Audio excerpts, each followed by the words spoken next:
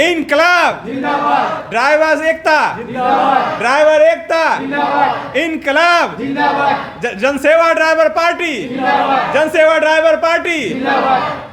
सभी भाइयों को ट्रांसपोर्ट लाइव पे बहुत बहुत स्वागत है। मैं हूं गुरदीप सिंह, आप देख रहे हैं हमारा चैनल ट्रांसपोर्ट लाइव।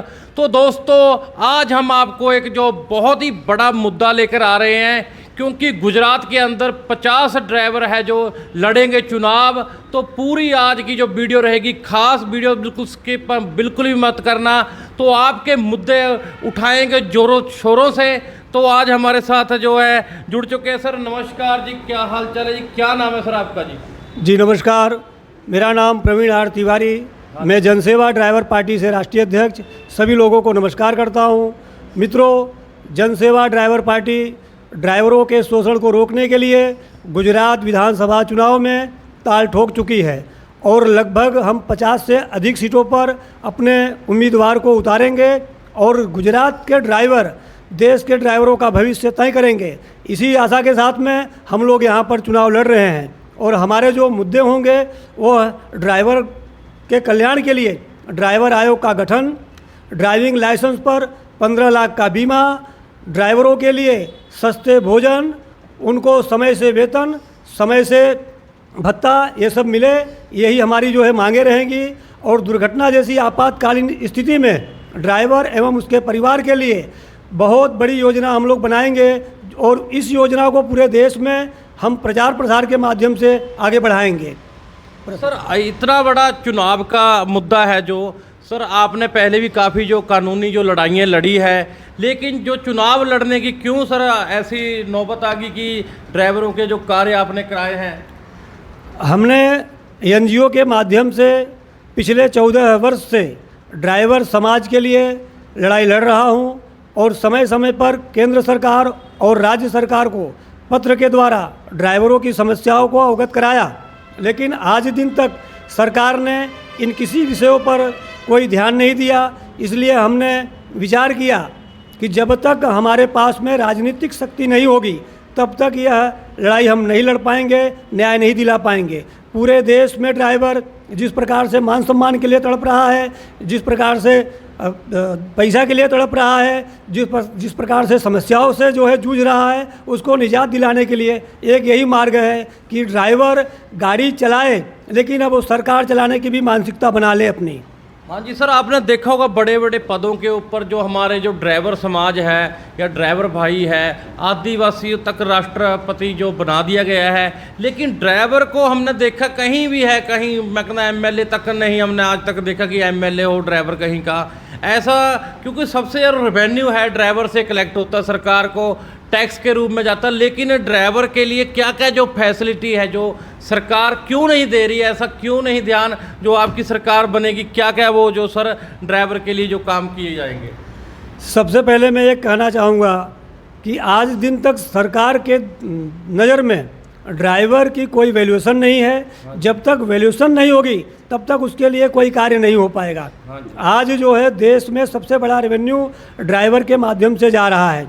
आज रास्ते के अंदर करप्शन के रूप में भी सबसे ज़्यादा भ्रष्टाचार का शिकार हमारा ड्राइवर बनता है। आज सरकार ने लाइसेंस दे दिया है तो ड्राइवरों से केवल लाइसेंस चेकिंग के नाम पे रिश्वत ली जाती है, गाड़ी के पेपर चेकिंग के नाम पे ड्राइवरों से रिश्वत ली जाती है, बॉर्डरों पे मनमानी रिश्वत ली जा रही है। जो पैसा ड्राइवर को मिलना चाहिए वो पैसा ये बीच में बैठे हुए लुटेरे लूट ले जाते हैं, जिसकी वजह से ट्रांसपोर्टर अपने ड्राइवरों को वेतन नहीं दे पा रहा है, अपने ड्राइवरों को कोई सुख सुविधा नहीं दे पा रहा है। तो इस करप्शन को ख़त्म करना भी हमारा मुख्य मुद्दा होगा।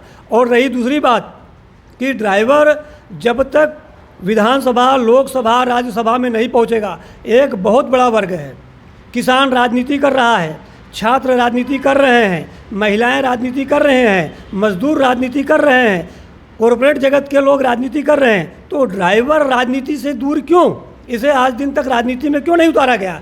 इन्हीं सब चीज़ों के लिए हमने जनसेवा ड्राइवर पार्टी का एक प्लेटफॉर्म तैयार किया हुआ है कि जो भी ड्राइवर्स हैं या जो भी परिवहन क्षेत्र से जुड़े हुए लोग हैं वो इस पार्टी में जुड़े और अपना अधिकार लें। और बहुत सारे जो ड्राइवर वंचित हैं, जो दुर्घटनाओं में ख़त्म हो चुके हैं या जो दुर्घटनाओं में अपाहिज हो चुके हैं, उन सब लोगों को न्याय दिलाने का अब समय आ चुका है।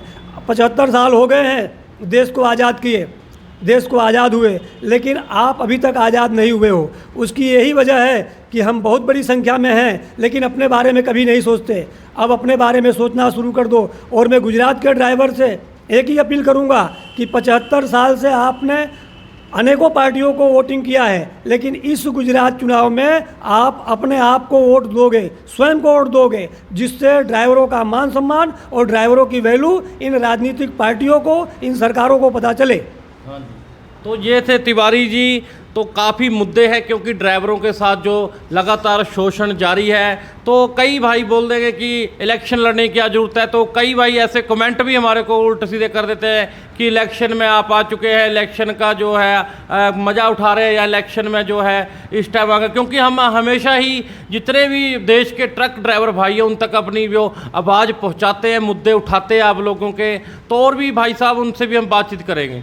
तो मैं देश के सभी ड्राइवर भाइयों को, चाहे छोटी गाड़ी के ड्राइवर हो, चाहे ऑटो के ड्राइवर हो, चाहे किसी भी ड्राइविंग का जो काम करते हैं गुजरात के अंदर है, उनसे निवेदन भी करना चाहता हूँ। नाम है जी आपका? सर, मेरा नाम चंद्र प्रकाश पांडे है। हाँ जी। युवा मोर्चा का मैं राष्ट्रीय अध्यक्ष हूँ। अच्छा जी। और हमारे सर, हम जो ड्राइवर्स हैं, ऑटो ड्राइवर हैं, टैक्सी ड्राइवर हैं, टेम्पो ड्राइवर हैं, यानी कि जो भी ऐसे ड्राइवर जो समाज में किसी भी प्रकार के वाहन को चलाते हैं, हाँ वो सभी हमारे ड्राइवर हमारे यानी कि पार्टी के टारगेट में आते हैं सर। अच्छा जी। ठीक है, हम उन सबके भले के लिए काम करना चाहते हैं। हाँ जी। हमारे बहुत सारे मुद्दे लेकर के हम इसमें चल रहे हैं कि ड्राइवरों के जो लाइसेंस है इस पे कोई फ़ायदा नहीं है। अलग से इंश्योरेंस की कंपनियों की व्हीकल का एक्सीडेंट होता है तो अलग से गाड़ियों के इंश्योरेंस पे लड़ना पड़ता है। अच्छा। जब अगर गवर्नमेंट खुद का अगर 15 लाख का बीमा अगर लाइसेंस के ऊपर दे तो ड्राइवरों की एक बहुत बड़ी आर्थिक परेशानी, उनके परिवार की आर्थिक परेशानी उससे ही दूर हो जाएगी। हाँ जी। इनके लिए एक सस्ता भोजन, जगह जगह पे इतने सारे ट्रांसपोर्ट्स नगर हैं, बहुत बहुत जगह पे कहीं भी ड्राइवरों के रहने के लिए, सोने के लिए कोई व्यवस्था नहीं है। मेन एक्सीडेंट का जो कारण है वो सबसे बड़ा वो है, क्योंकि ड्राइवर 12-12, 14-14 घंटे लगातार गाड़ियां चलाता है। कोई नियम नहीं है कि भाई 8 घंटे गाड़ी चलाना है, उसके बाद आपको आराम करना है, फिर इस जगह पे आप आराम कर सकते हो। ड्राइवरों के लिए आराम करने के लिए एक जगह बननी चाहिए कि भाई 8 घंटे आराम किया आपने तो यहाँ आपको आराम करने के बाद यहाँ से खाना खा करके, और वहाँ पे खाने की भी सस्ती व्यवस्था होनी चाहिए। हाँ, क्योंकि महंगे सर खाने हैं ढाबों पे, देखा जाए बहुत ड्राइवरों को लूटा जाता है। अगर मैं छोटी सी बात करता हूँ सर, मान लो आपने पानी की बोतल लेनी है, वो उसके ऊपर MRP मैक्सिमम रेट प्राइस रहता है, वो 20 रुपये तो 25 रुपये की दी जाती है जहाँ पे ट्रक अक्सर खड़े होते हैं। बिल्कुल, तो ये सारे मुद्दे हैं कि जैसे ट्रक ड्राइवर हैं वो निकल रहे हैं, ट्रक ड्राइवर हैं, बस ड्राइवर हैं, जो भी ड्राइवर हैं वो जहाँ पे रुकते हैं वहाँ पे उनको ये समस्याओं का सामना करना पड़ता है। ना तो उनको कहीं आराम करने की व्यवस्था है, गाड़ी में ही आराम करते हैं, ठीक से आराम नहीं हो पाता है, सबसे बड़ी समस्या तो वो है। उसके अलावा खाना इतना महंगा है। हमारा तो ये मानना है कि ये एक समाज सेवा है, आर्मी की व्यवस्था है। सांसदों को 10 रुपये 5 रुपये में खाना मिलता है तो हमारे ड्राइवर बंधुओं को क्यों नहीं मिलता है? और ड्राइवर बंधुओं को भी, और ये भी एक आर्मी के तौर पे काम करते हैं, इनको 5 रुपये में हमारा ये मानना है कि इनको 10 रुपये में खाना, 5 रुपये में नाश्ता, 2 रुपये में चाय, 2 रुपये में पानी, ये सब व्यवस्था होनी चाहिए, मिलना चाहिए। हम अभी सरकार जो है कड़िया काम, जो हमारे राजगीर हैं वो, इनके लिए सरकार ने व्यवस्था की है यहाँ गुजरात में, वो भी प्रॉपर व्यवस्था नहीं है कि 5 रुपये में खाने का। हमें ऐसा मानना है कि जो हमारे रिक्शा ड्राइवर हैं इनको भी, जो रिक्शा ड्राइवर, टेम्पो ड्राइवर, जो और भी ड्राइवर वर्ग है हमारा, उनको भी शहरों में उनको भी खाने की जो व्यवस्था है वो सस्ती, 5 रुपये 10 रुपये उनके लिए। ऐसा नहीं कि आप कोई प्रूफ लाओ कि आप ड्राइवर हो। कोई भी व्यक्ति उस जगह पे तभी खाने के लिए जाएगा जब उसके पास पैसे नहीं होंगे या उसका बजट नहीं होगा। कोई बड़ा आदमी 2 रुपये 5 रुपये का खाना खाने नहीं जाएगा। वही जाएगा जो व्यक्ति गरीब या असंगठित क्षेत्र का मजदूर होगा, वही व्यक्ति जाएगा ऐसी सस्ता जगह पे जहाँ पे वो खाना खा सके, वहाँ पे भी क्वालिटी युक्त खाना मिले, पौष्टिक आहार मिले, सस्ता मिले, ताकि उनका रोजगार चले। वो जो मेहनत करते हैं 4 पैसे बचा के घर पे ले जाएं और उनके परिवार का रोजगार अच्छी तरह से चल जाए। हम दूसरी चीज़ हम ये चाहते हैं कि इनका सम्मान बना रहे। जगह जगह आप देखिए कि टीआरबी वाले हैं और भी जो भी ट्रैफिक पुलिस वगैरह हैं, ये उनको टारगेट पूरा करते हैं। रिक्शा वालों से, टेम्पो वालों से टारगेट पूरा करते हैं। उनका कोई भी गलती नहीं होगी तो भी उनसे टारगेट पूरा करने के लिए उनको उठा लेंगे, उनको जमा कर लेंगे। तो ये टारगेट पूरा करने के लिए थोड़ी ना सर, ये समाज की सेवा करने के लिए हैं। रिक्शा वाले निकले हैं तो समाज का सेवा कर रहे हैं। ये गवर्नमेंट का टारगेट पूरा करने के लिए, उसकी कमाई बढ़ाने के लिए नहीं है। ऑलरेडी वो कमाई बीमा के रूप में, बीमा के टैक्स के रूप में, गैस के टैक्स के रूप में, अन्य टैक्सों के रूप में वो ऑलरेडी गवर्नमेंट को पेमेंट कर रहे हैं। आपका जो है रेवेन्यू बढ़ाने के लिए उनका आप उपयोग मत कीजिए। सर आपने देखा होगा, हमने भी कई ऐसी वीडियो डाली, ट्रक ड्राइवर का एक्सीडेंट हो जाता है, उसके बाद उसकी फैमिली है पूरी भीख मांगने की नौबत आती है उनको। मैंने चंदा भी इकट्ठा करके कई जो ऐसे हादसे हुए हैं उनको कराया है। लेकिन जो सरकार है, सरकार को सारा पैसा देने वाला ड्राइवर है, उसके बावजूद भी जो बाद में एक्सीडेंट हो जाता है सर, सबसे बड़ी वही दिक्कत आती है कि इंश्योरेंस कंपनी पैसा नहीं देती है, तो ड्राइवर को भीख मांगने वाली जो फैमिली है बहुत बुरा हाल होता है। बिल्कुल, ये इन सभी चीज़ों से ही हम आहत होकर एक पॉलिटिकल पार्टी स्पेशली ड्राइवरों के लिए ही बनाया है हमने। इन सभी चीज़ों से आहत होकर, वो चाहे किसी भी वर्ग का ड्राइवर हो। हमने देखा हुआ है कि ऑटो ड्राइवर का एक्सीडेंट हो गया, पैर कट गया, रिक्शा चलाने की कंडीशन में वो नहीं है, तो भी उसका जो है परिवार भीख मांगने की कंडीशन पे आ जाता है सर। टेम्पो ड्राइवर है, किसी भी क्षेत्र का ड्राइवर है, अगर वो वाहन चला रहा है, जब तक उसका वाहन चला रहा है तब तक रोजगार है, और जब उसका वाहन चलाना बंद हो गया तो उसका रोजगार बेरोजगार हो जाएगा, भीख मांगने की कंडीशन में हो जाएगी। सरकार इस क्षेत्र के ऊपर आज तक कभी कोई भी उनके हित में कोई भी कार्य नहीं किया है। हमने अक्सर देखा है इस चीज़ के लिए। और हम अन्य सभी युवाओं की बात करें, मैं चूँकि युवा मोर्चा का राष्ट्रीय अध्यक्ष हूँ तो मुझे उन पर विशेष करना है कि सरकार में बहुत सारी भर्तियां हैं जिन पर सरकार ने अभी तक कुछ नहीं कर रही है, यानी उस पर कोई भर्ती नहीं कर रही है। इतनी जगह खाली है, अगर उस पर भी सरकार भर्ती कर देवे तो बेरोजगारी कुछ हद तक कंट्रोल में आ जाए। मैं ये नहीं बोलता हूँ कि आप 2 लाख, 10 लाख, 20 लाख, 50 लाख आप भर्तियाँ कीजिए या झूठी अफवाह फैलाइए, जुमला फैलाइए, ऐसा मानना नहीं है। लेकिन जितनी आवश्यकता है, जितनी जगह खाली है, उसमें बहुत सारी जगह ड्राइवरों की है, बहुत सारी जगह प्यून की है। ये सारी जगहों को अगर गवर्नमेंट फिलअप कर देती है, भर देती है, तो बहुत सारा एक बहुत बड़ा एक जो तबका है बेरोजगारी का, उसका एक समाधान हो सकता है। और कुछ लोग उससे जा कर के अपने फिर कुछ लोग रोजगार कर लेंगे, लेकिन सभी के सभी रोजगार करेंगे ये संभव नहीं है। जो पढ़े लिखे हैं उनको कम से कम, जो काफ़ी अच्छी पढ़ाई की है तो उनको कम से कम एक अच्छा रोजगार मिलना चाहिए। हाँ जी। हमारा ऐसा मानना है कि सरकार यहाँ पे बहुत सारी जगह पे प्राइवेटाइजेशन कर रही है, जगह जगह पे प्राइवेटाइजेशन कर रही है। उसमें बैंक हो गया, उसको भी प्राइवेट कर रही है, ट्रैफिक पुलिस उनको भी प्राइवेट कर दिया है। ये सभी जो प्राइवेट कर रहे हैं, ये बेचारे, इनके पास दूसरा कोई भी स्किल नहीं है। ये जो कर रहे हैं, यानी अगर वो टीआरबी में है तो बेचारा अगर 20 साल तक टीआरबी में रहा, उसको निकाल दिया तो उसका कोई फ्यूचर नहीं रहा, यानी वो अपने परिवार के लिए फिर कहाँ जाएगा, भीख मांगेगा। हाँ जी। क्योंकि अगर वो टीआरबी की नौकरी कर रहा है तो उसके पास दूसरी स्किल तो 20 साल के बाद तो आएगी नहीं ना। या कोई होमगार्ड है, वो अगर 20 साल तक होमगार्ड का या 10 साल तक होमगार्ड की नौकरी किया तो उसके पास तो दूसरा कोई स्किल है ही नहीं, वो होमगार्ड की नौकरी कर सकता है। तो उसको सरकार